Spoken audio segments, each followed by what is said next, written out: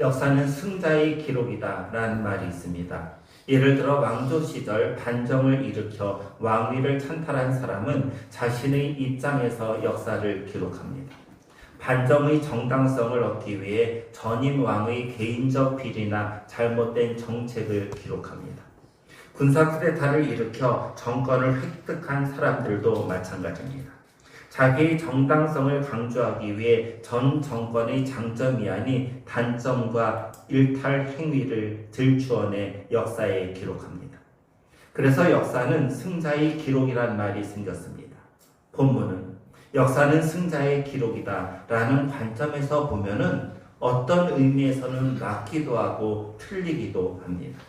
본문은 분명 승리하는 믿음에 대해 말씀하고 있습니다. 지난주에 본 대로 33절 그리고 34절은 승리하는 믿음에 대한 설명이었습니다. 믿음으로 전쟁에 나가 다른 나라들을 이겼습니다.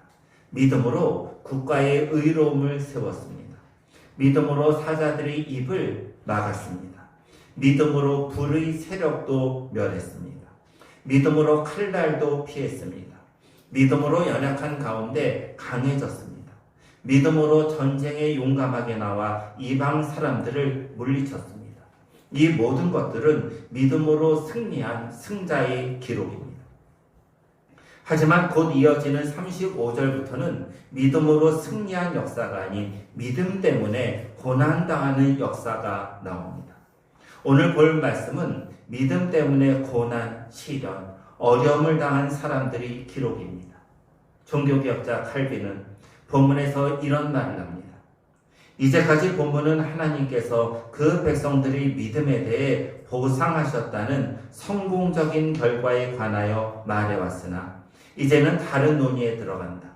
즉 성도들은 극도로 비참하게 되었을 때도 믿음으로 싸워 죽음에 이르기까지 정복당하지 않고 계속 견뎌냈다는 것이다. 오늘 볼 35절, 36절, 37절의 말씀은 극도의 비참, 심지어 죽음과 관련된 말씀입니다. 그 고난, 비참, 죽음을 받아들인 내용입니다. 세속적인 관점에서 보면은 승자의 기록이 아닌 패자의 기록입니다. 본문으로 조금 더 들어가죠. 35절을 보시기 바랍니다. 함께 읽으십니다. 여자들은 자기의 죽은 자들을 부활로 받아들이기도 하며 또 어떤 이들은 더 좋은 부활을 얻고자 하여 심한 고문을 받되 구차히 풀려나기를 원하지 아니하였으며 35절의 여자들은 자기의 죽은 자들을 부활로 받아들이기도 하며 이 말씀을 들으면은 떠오르는 사람들이 제법 많습니다. 그 중에 대표적인 사람은 구약 열왕기 하 4장에 나오는 수넴 여인의 아들입니다. 수넴 여인의 하나밖에 없는 아들이 죽었습니다. 이 소식을 엘리사 선지자가 듣습니다.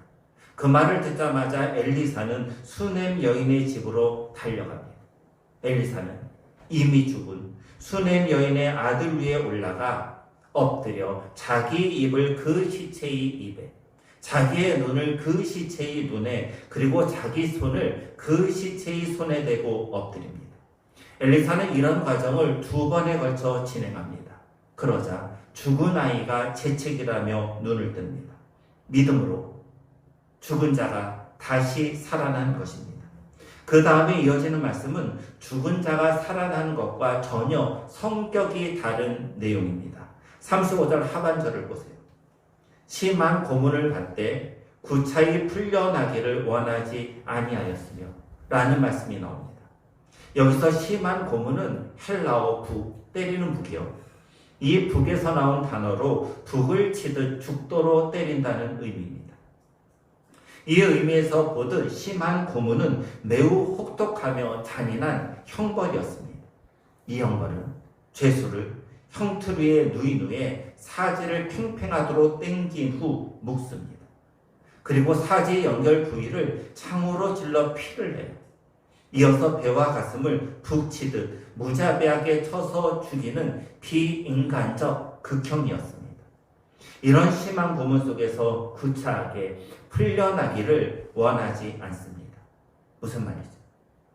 심한 고문 속에서 믿음을 포기하지 않겠다입니다.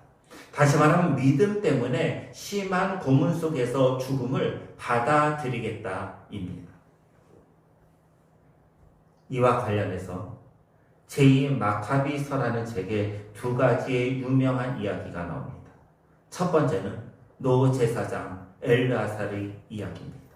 엘르아살은 안티오코스 에피파네스 왕 앞에 소환되어 구약 율법에서 금지하는 음식을 먹던가 아니면 무서운 형벌을 받을 것이다. 이 두 가지 선택의 길에 놓입니다. 노 제사장 엘르아살은 그 구약에서 금지하는 음식을 먹는 것을 거부하고 이렇게 대답합니다. 안티오코스 왕이여, 하나님의 율법 밑에 사는 우리는 율법을 지키는 것보다 더 강요될 것은 없다고 믿습니다. 그러니 당신이 내 눈을 뽑고 내 오장육부를 다 불태워도 왕의 명령에는 복종할 수 없습니다. 군사들이 엘르아살의 옷을 벗기고 태장을 쳐 피가 나고 살이 떨어져 나가지만 끝까지 굴복하지 않습니다. 결국 안티오쿠스는 엘르아살을 불더미에 던져 태워 죽입니다. 엘르아살은 죽으면서 이런 말을 합니다. 나는 율법, 곧 하나님의 말씀을 위해 화형을 당합니다. 두 번째는 7 형제의 이야기입니다. 7 형제가 있었습니다.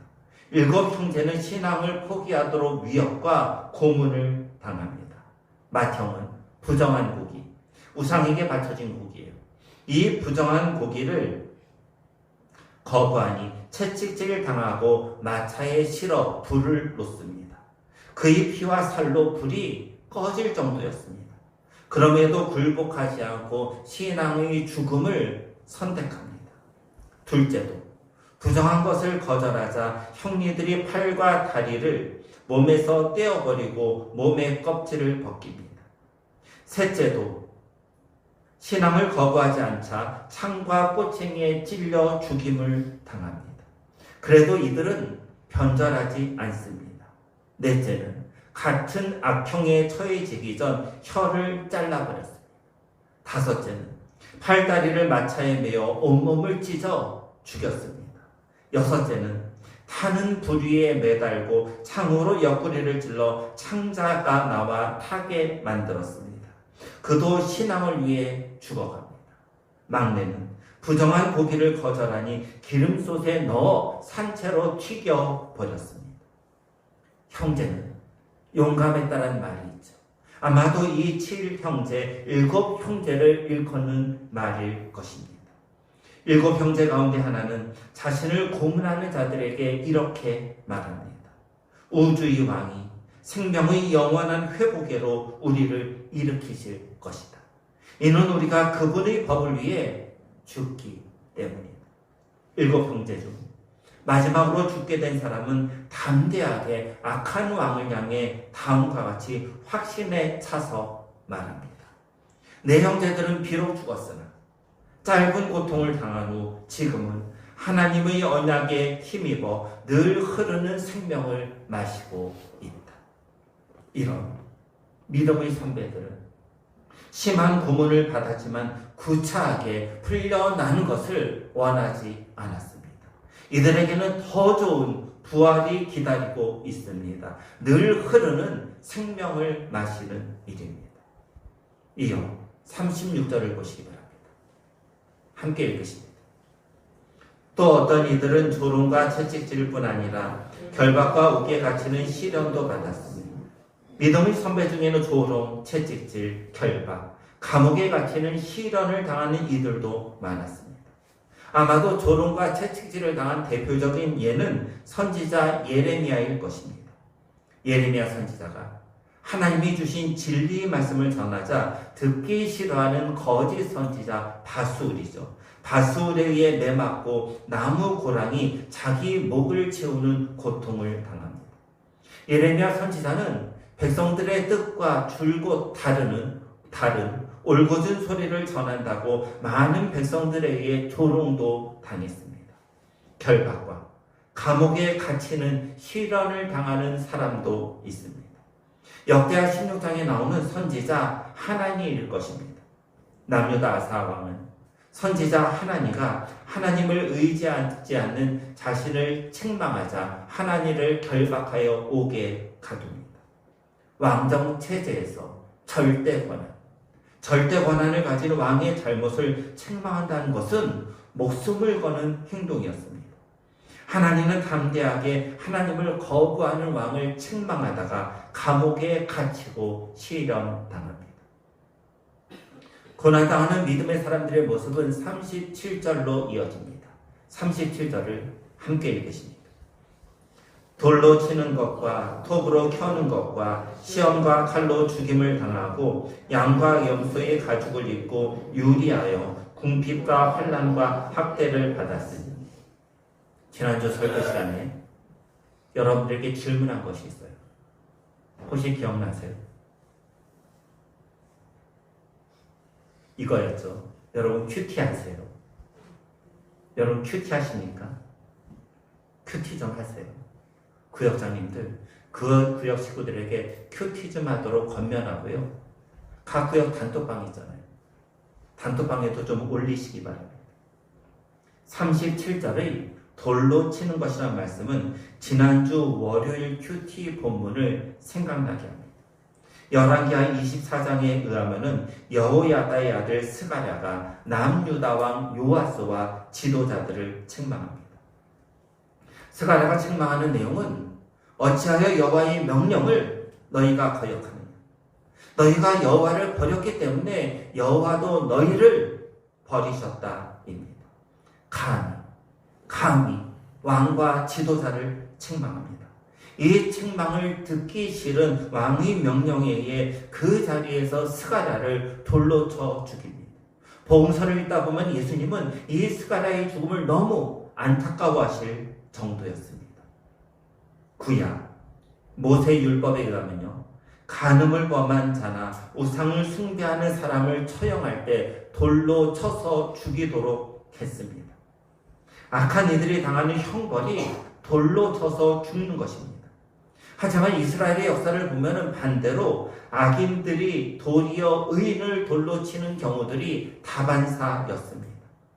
전에 내려오는 이야기에 의하면 나라 민족을 위해 눈물로 기도했던 눈물의 선지자 예레미야 역시 이집트에서 돌에 맞아 죽었다고 합니다. 신약 최초의 순교자 누구죠? 스데반 집사님 역시 돌에 맞아 죽었습니다. 톱으로 켜는 것도 있습니다. 이사야 선지자에게 내려오는 이야기입니다. 히스기야 왕이 죽고 아들 므낫세가 왕이 됩니다.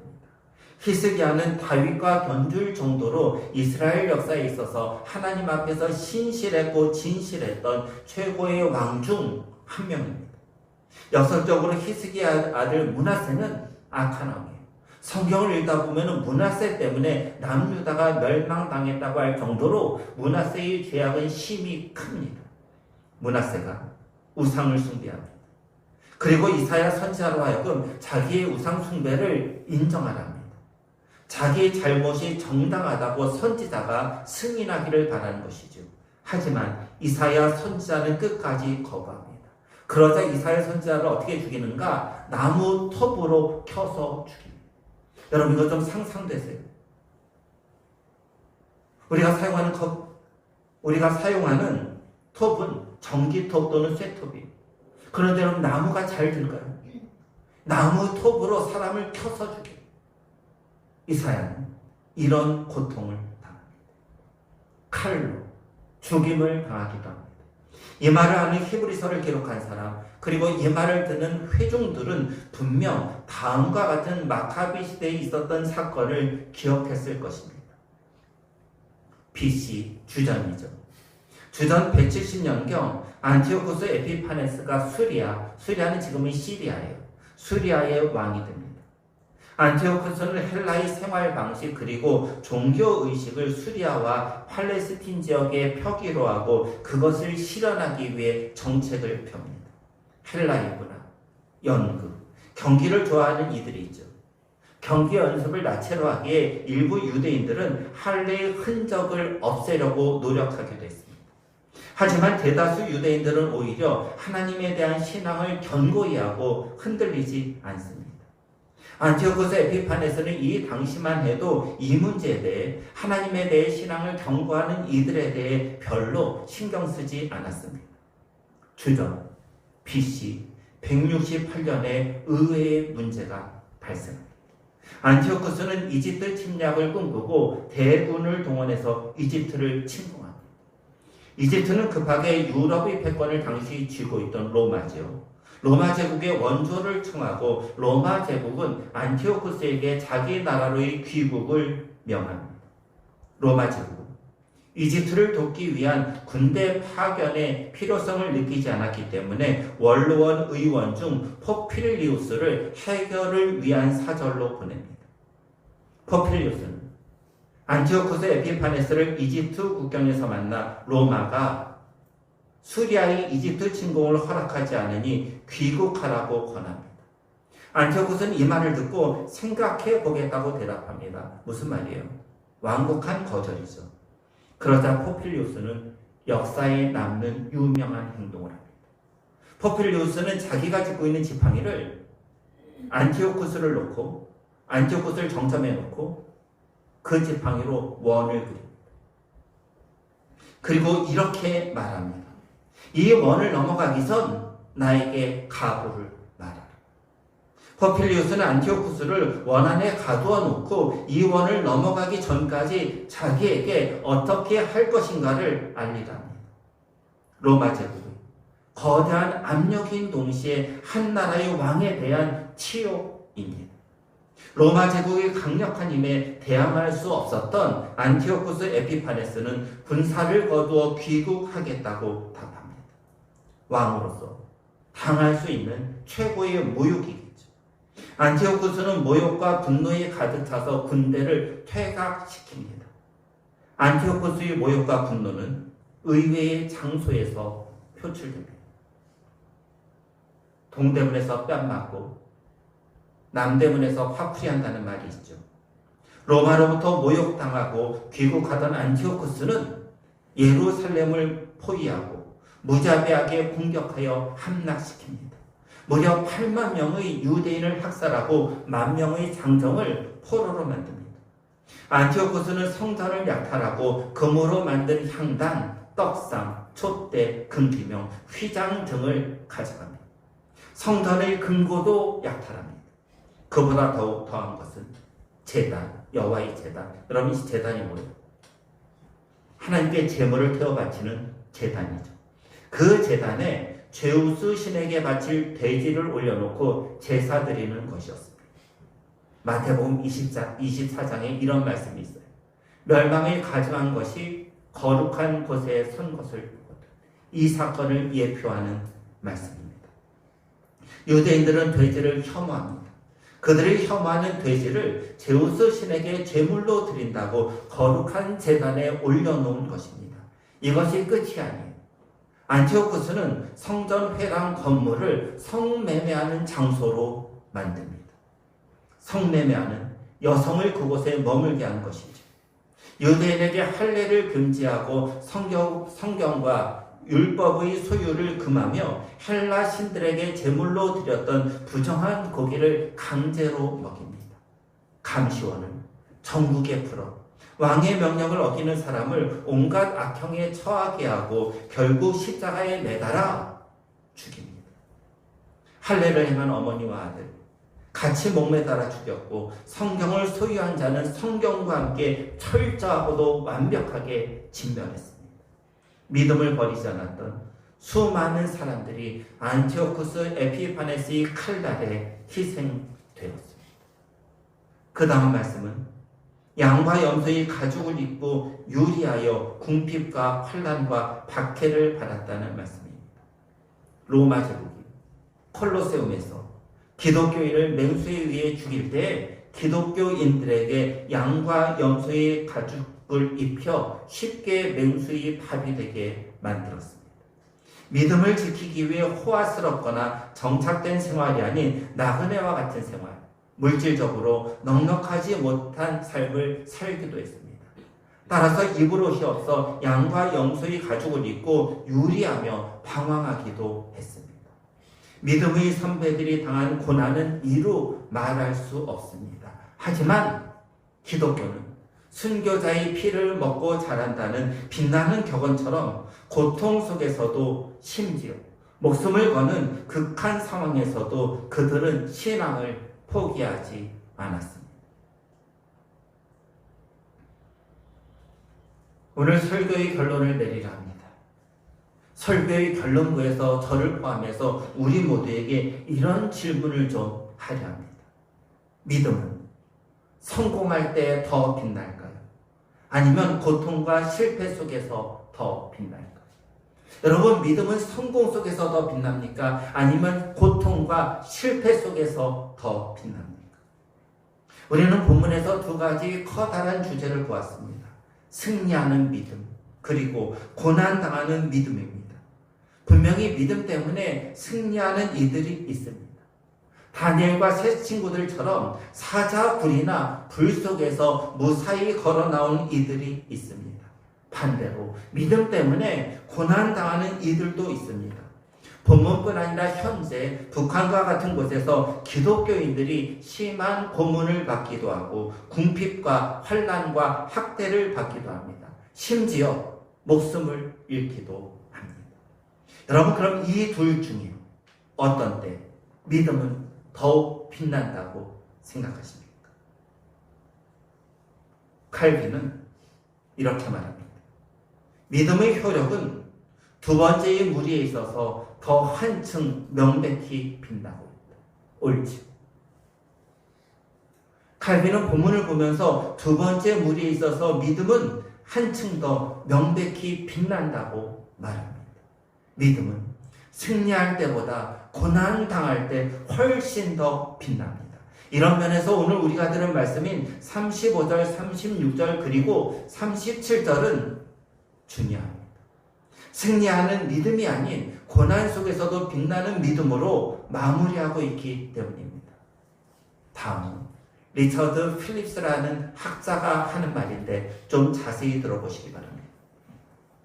만일 믿음에 대한 설명이 여기서 멈췄다면 믿음은 우리로 이 세상에서 고난을 당하지 않게 해준다는 잘못된 인상을 줄 위험이 있었을 것입니다. 만일 우리에게 충분한 믿음이 있기만 하면 결코 아프거나 가난하거나 어떤 고통도 당하지 않을 것이라고 말들을 하는 것입니다. 신앙생활 하면서요, 종종 이런 말을 들어요. 여러분도 들을 거예요. 몸이 아파요. 병들었어요. 그런데 병든 몸을 위해 기도하는데 낫지 않습니다. 그때 이런 말을 들어요.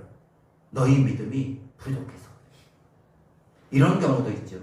경제적으로 상황이 점점 어려워집니다. 그래서 기도하는데 상황은 호전되지 않습니다. 그때 마찬가지로 이런 말을 하는 이들이 있습니다. 너희의 믿음이 부족하기 때문이야. 믿음이 있다면 분명 경제적으로 좋아질 거야. 믿음은 모든 것을 가능하게 하는데 왜 너희 집은 경제적으로 좋아지지 않니?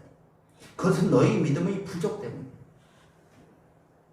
충분한 믿음이 있기만 하면 고통당하거나 가난하지 않을 것이라고 착각하는 기독교인들이 의외로 많습니다. 우리가 살아가는 세상은 수많은 성공주의 신화를 말하기 때문입니다. 그런 분들은 본문을 정말 잘 읽어야 합니다. 믿음이 있다고 승리하고 성공만 하는 것은 아닙니다. 믿음이 있어도 심한 고문 속에서 죽습니다. 믿음이 있어도 조롱당하고 채찍질 당하며 시련도 받습니다. 믿음이 있어도 궁핍하고 환난과 학대를 받습니다. 믿음이 있어도 병이 듭니다. 여러분, 믿음 있는 우리 모두는 언젠가는 반드시 죽을 것입니다. 믿음은 성공할 때 빛나지 않습니다. 우리는 홍해가 갈라지는 것을 원하는 것 같습니다. 여리고성이 우리 앞에 넘어지는 것도 소망하는 것 같습니다. 물론 이런 것을 부인하지 않습니다. 부인하면 성경을 부인하는 것이 되지요. 믿음으로 살다 보면 분명 홍해가 갈라지는 기적, 그리고 여리고성이 무너지는 기적을 경험합니다. 도무지 기적이 아니고서는 설명할 수 없는 하나님의 은혜, 하나님의 승리를 믿음으로 보는 것입니다. 하지만 이런 경험보다 어쩌면 더 많이 경험하는 것은 믿음으로 살았음에도 일이 제대로 풀리지 않는 경험입니다. 고난을 말합니다. 그 고난 속에서 믿음으로 살았던 수많은 이들이 있습니다. 마찬가지로 우리 역시 고난 속에서도 믿음을 잃지 않고 믿음 속에서 살아야 합니다. 사랑하는 성도, 믿음은 승리할 때보다 고난 속에 있을 때 더 찬란하게 빛납니다. 고난 속에서도 믿음을 포기하지 않는 이들을 하나님은 하늘의 별처럼 찬란하게 빛나게 하실 것입니다. 비록 세상의 관점에서 그리고 순간적으로 보면 분명 이것은 실패이다, 이것은 고난이다 라고 생각할지 모르지만은 하나님은 고난 속에서도 믿음을 붙드는 성도를 반드시 기억하십니다. 그리고 고난 속에서도 믿음으로 살아간 성도를 어느 위치보다 가장 높은 곳에서 빛나게 하실 것입니다. 고난이 올 때 믿음의 줄을 놓지 마시기 바랍니다. 고난이 올 때 믿음으로 살아가시기 바랍니다. 그리하여 빛나는 성도들이 되기를 주 예수 그리스도의 이름으로 간절히 소원합니다.